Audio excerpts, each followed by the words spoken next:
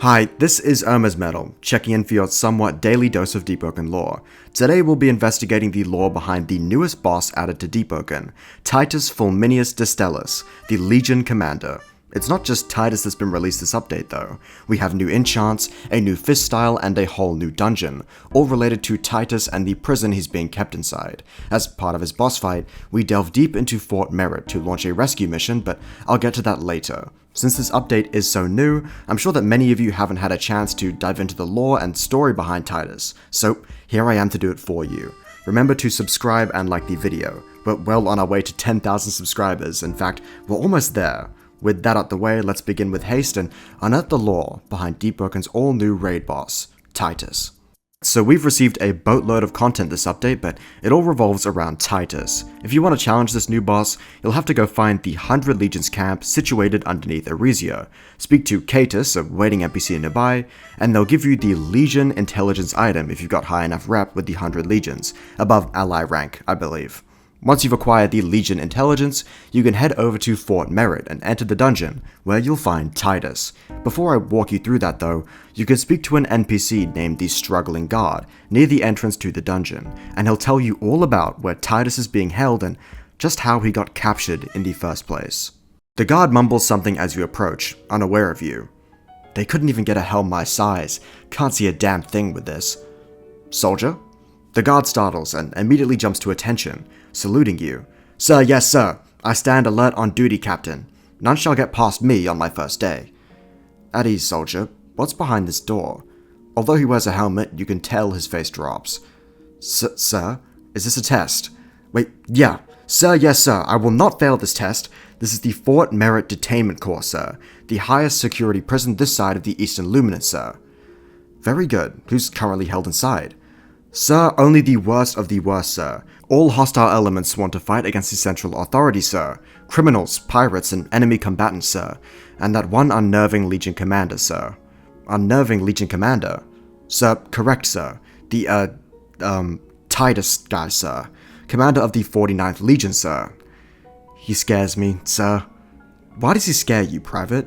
He tenses up like a spring. Sir, Private Colonel fears no man but the Captain himself, sir. But that prisoner, he moves for no man, sir. There was a prison riot not long ago when the systems malfunctioned and all the cells opened, and he didn't even try to escape, sir. He just sat there, unmoving, sir. Why did he not try to break out, Private? He appears stumped for a moment. Sir, Private Colonel does not know, sir. The man easily brushed off anyone who tried to break a fight with him, sir. We interrogated the other prisoners, and they all said something about him biding his time for something and waiting for a message, sir. Private Colonel thinks that is why the prisoner will not fight, sir. Very good, Private. Carry on. The soldier vigorously salutes you, beaming with pride. Sir, yes, sir. I will do my best for the authority, sir. Hurrah! 3 cheers. There's not a lot to break down here, a couple solid pieces of lore hidden within a mountain of flavor text LARPing. Essentially, underneath the Fort Merritt base is a fully fledged prison known as the Fort Merritt Detainment Corps. You'll be seeing footage of it in the background of this video. We learned that this is where Titus is being held, but there's something wrong. Titus, as described by this guard, has had multiple chances to escape, but isn't taking them for some reason. He's just sitting there, waiting for something, apparently biding his time and waiting for a message. So it's pretty clear that Titus could break out at any time if he wanted to. This becomes even more apparent during the start of Titus' boss fight, wherein he says the following after you hand him the Legion Intelligence. They delay it again. I lay down my life for them and this is how I'm repaid? To hell with these weak-minded schemes. I'll carve out my glory, my way. Gaudy dialogue aside, take note of the lines, they delay it again, and to hell with these weak-minded schemes. Titus is very clearly waiting for the Legion to make some sort of move. But what? Well, Titus infers that the Legion has already delayed their plans at least once previously, and he's clearly growing tired of waiting in captivity. One question though, what did the 100 Legions do to make Titus that mad? Well, if you defeat Titus in battle, the Legion Intelligence actually becomes readable, and it says the following. In light of the circumstances, there has been a shift in priorities. A challenging decision has been taken to delay your freedom in favor of the improvement of our strategic odds. We ask for your famed patience during this time. Your loyalty and drive amongst the 100 Legions is forever appreciated. Well, that's clearly why he got so mad. It's clear that Titus believed he would have been allowed to escape sooner rather than later, which is why news of yet another delay made him freak out and start hitting anything that moves. Well, this is all fine and good, but it doesn't really answer just how Titus got captured in the first place, considering he can just obliterate all the guards in the prison with ease, or just what the Legion plans are in the first place. Well, if you go back to Titus, the NPC who gave us the Legion intelligence at the start of this quest after defeating Titus, they give us the remaining information we need to piece Titus together. Their brow furrows before they pinch the bridge of their nose tightly. Are you telling me he kicked off over a polite message to wait? And here I thought Titus was a man of great strategic patience. Well, this is quite unexpected, I suppose. Just who was that man? Titus Fulminius Distellus, a prolific general amongst our ranks, just this absolutely mythical figure to most, incredibly strong with an unrivaled strategic mind. He was supposed to peacefully retire after his final few missions, including this one. Guess he's thrown that straight into the sea. How did someone like him end up in the Fort Merritt dungeons? Not for lack of strength, that's for sure. I heard High Command has him surrender on purpose. I haven't the foggiest on specifics, mind you. Rumor has it he was meant to gather intel from the inside, then break out, or be broken out. Some say it was meant to be some sort of pincer attack on Merritt. Guess the plans had some delays though, and I suppose Titus wasn't too keen on waiting any longer. I don't know how the higher-ups will take his disobedience, but they've won either way. Fort Merritt's in shambles, at least for now. So that pretty much sums it up for us nicely.